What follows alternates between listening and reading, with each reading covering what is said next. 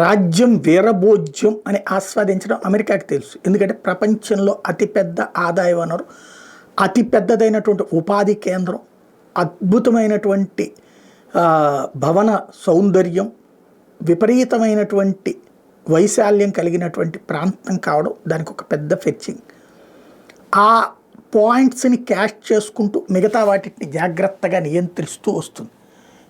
ఇప్పుడు అమెరికా అధ్యక్షుడిగా Trump charge తీసుకునేటప్పుడు కీలకమైనటువంటి మార్పులు జరుగుతున్నాయి. అందులో ప్రధానమైనటువంటిది ఒకటి, రష్యా ఉక్రెయిన్ యుద్ధం ఆగే పరిస్థితికి వచ్చింది. ఇద్దరూ సీజ్ ఫైర్ దిశగా అడుగులు పడుతున్నాయి. రష్యానేమో భారత్ జోక్యం కోరుతోంది, ఉక్రెయిన్ కూడా భారత్ జోక్యం కోరుతోంది. అమెరికా ట్రంప్ కనుక ఓకే అంటే మోడీ వీళ్ళని కూర్చోబెట్టి పరిష్కరించడం అనేటటువంటిది ఒక, ఎట్లాగూ యుద్ధం ఆపక తప్పదు. ఇక ఓన్లీ పాయింట్ అల్లా యథాతథ స్థితి అంటే రష్యా ఆక్రమించుకున్న దాన్ని వదిలిపెట్టాలన్నటువంటిది ఉక్రెయిన్ ఇది వదులుకోవాలన్నటువంటి రష్యా.